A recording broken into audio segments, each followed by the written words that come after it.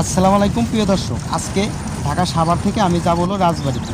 আসলে কি আর করার, অনেক দেরি হয়ে গেছে, এই কারণে আমি উঠলাম সেলফি বাসে। আসলে সেলফি বাস তো খালি নামে মানুষ কয় ডাইরেক্ট যায় ডাইরেক্ট যায়, আসলে ডাইরেক্ট যায় না এখন। কারণ হচ্ছে কি, মাঝে জায়গায় জায়গায় অনেক ভিড়ায়, আবার নামায় উঠায় মানুষজন, অনেকটাই ভালো লাগে না। আসলে কি আর করার, আমরা তো বড় লোক মানুষ না, আমরা তো পেলে নিয়ে যাইতে পারবো না, এই কারণে আমাদের বাসে যাইতে হবে। আসলে উঠছি, আসলে মনে করেন বাস তো আজকে দেখতেছি অনেকটাই জোরে টানতাছে মাঠের ভিতর দিয়ে। আসলে কি, মানিকগঞ্জ ছেড়ে আমরা চলে আসছি মনে হয় পাটুরে ঘাটের কাছাকাছি, মনে হয় 10 থেকে 15 মিনিট সময় লাগবে যাইতে। অনেক জোরে ফাঁকা রাস্তা পাইছি, অনেক জোরে জোরে টানতাছে বাসওয়ালা ড্রাইভার ভাই। আসলে মনে হয় কিছুক্ষণের মধ্যেই পাওয়া যাবো পাটুরিয়া ঘাট। আসলে কি, উত্তর দিকে আসলো মনে করেন আরিচা ঘাট। এই আরিচা ঘাট থেকে যাইতে গেলে পারে মনে করেন 30 টাকা ভাড়া লাগে। মানে আরিচা ঘাটে যাইতে গেলে ওখান থেকে মানে রাস্তা থেকে রাস্তা গেছে। আসলে আমি তো যাব পাটুরিয়া ঘাটে, আরিচা ঘাটে তো যাব না, কারণ আরিচা ঘাট থেকে যাইতে হয় পাবনায়, আর আমি যাব হলো রাজবাড়ি।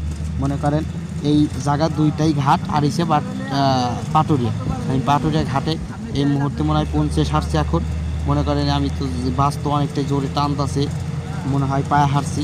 আসলে কি, বাসে আমি তো সামনে বসতে পারি নাই, মাঝামাঝিতে বইছে। আমার তো অনেকটাই অস্থির অস্থির লাগতেছে। এই কত দূর থেকে ঢাকা থেকে আসছি, সকালবেলা বেশি কিছু খাই নাই, খিদে লাগে গেছে।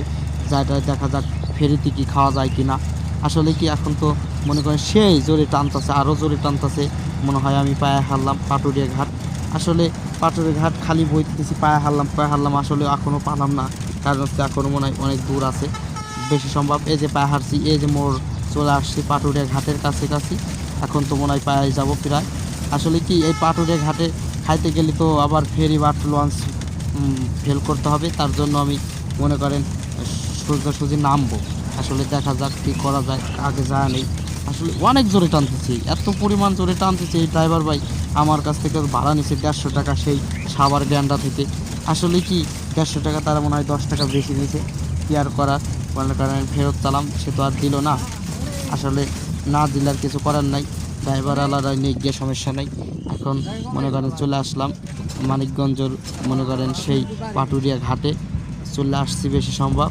মনে করেন এই দেখেন, এই যে চলে আসছি। এখন তো সেলফি বাস এখানে ভিড়াবে, কিছু বাস দেখি যাচ্ছে। আসলে বাস তো ভিড়েই ফেলাইলো।